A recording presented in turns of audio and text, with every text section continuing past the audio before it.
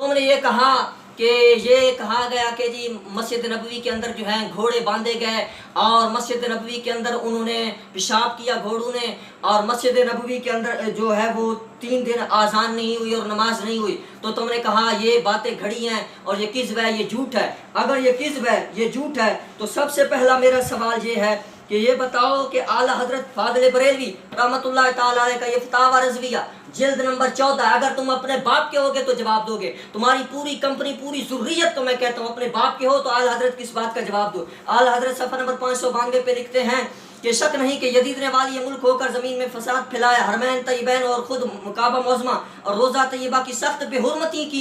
حرمتیاں کی، مسجد کریم میں گھوڑے باندھے۔ تم نے اپنے تھم نیل پہ لکھے کہ گھوڑے نہیں باندھے، گھوڑے باندھے، ان کی لد اور پیشاب ممبر اطہر پر پڑے۔ ان بات کا جواب تیری اماں دے گی۔ اب اعلیٰ حضرت کی اس بات کا جواب دے۔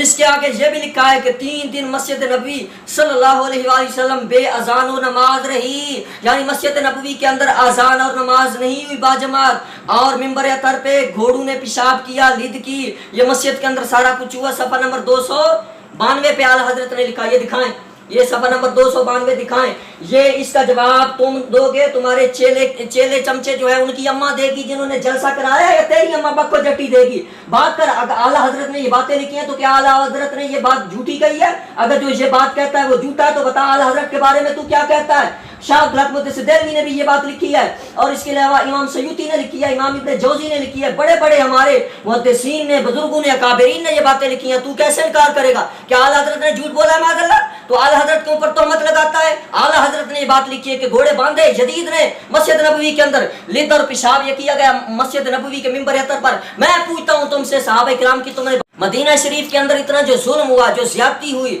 اور کئی صحابہ کرام کے متعلق جو ہے تم نے خود لکھا اور تم نے خود کہا ہے، اور تمہارے یہ دلائل ہیں کہ ابو سعید خدری وغیرہ جیسے صحابہ جو ہے تو غار میں چھپ گئے تھے، تو وہ صحابہ کرام ظلم کے خلاف کیوں نہیں اٹھے؟ ان صحابہ کرام کے ساتھ کیوں نہیں ہوئے جو صحابہ کرام یزید کے لشکر کے ساتھ لڑ رہے تھے، لڑتے ہوئے شہید ہوئے ہیں؟ تو ان صحابہ کرام کے بارے میں تم کیا کہو گے؟ تم کہتے ہو کہ یہ کیسے ہو سکتا ہے کہ جب صحابہ موجود تھے تو مسجد بے اذان رہی، بے نماز رہی، اور مسجد کے اندر گھوڑے باندھ دیے گئے، ہمارے جیسا ہوتا تو یہ کر دیتا، وہ کر دیتا۔ ہم پوچھتے ابو سعید خدری رضی اللہ تعالیٰ عنہ جو تیرے نزدیک جو وہ غار میں چھپے ہوئے تھے وہ کیوں چھپ گئے تھے؟ وہ کیوں نہیں آئے؟ تو کنجر جو ہے تو کنجر تو باہر نکلنے کے لیے تیار ہے، اور جن کو تو غار میں چھپانے کی بات کر رہا ہے وہ کیوں نہیں باہر آئے؟ ان کا بھی جواب دے۔ اور پھر اس کے بعد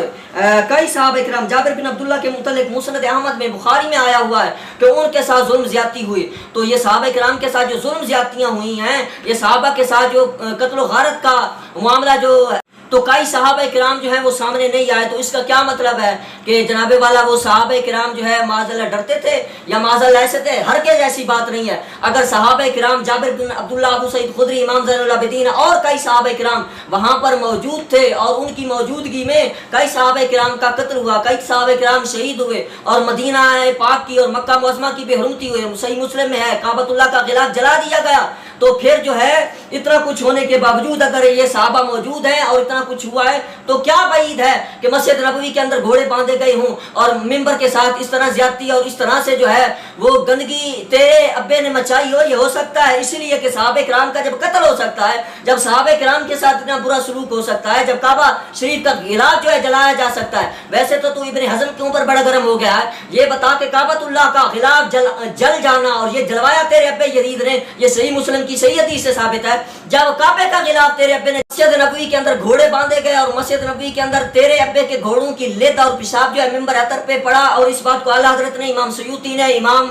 حضرت محدث دہلوی رحمۃ اللہ تعالی علیہ نے، اور امام ابن جوزی وغیرہ اور کئی ہمارے اکابرین نے اس بات کو لکھا ہے، تو وہ اکابرین نے معاذ اللہ جھوٹ بولا ہے، تو سچا ہے بکو جٹی کا پتر، تو ہوش کر، دجال زمانہ دجل کرنا چھوڑ دے۔ اور اہل بیت پر پہلے بھی تو نے الزام لگائے ہیں، اب تو اکابرین کے اوپر الزام لگا رہا ہے جھوٹے۔ تو اب بتا کہ کعبے کا غلاف جب تیرے ابے نے جلوا دیا ہے تو اس سے کیا بعید ہے کہ وہ مدینہ المنورہ کے اندر مسجد نبوی کے اندر گھوڑے بندوا دے اور وہ پیشاب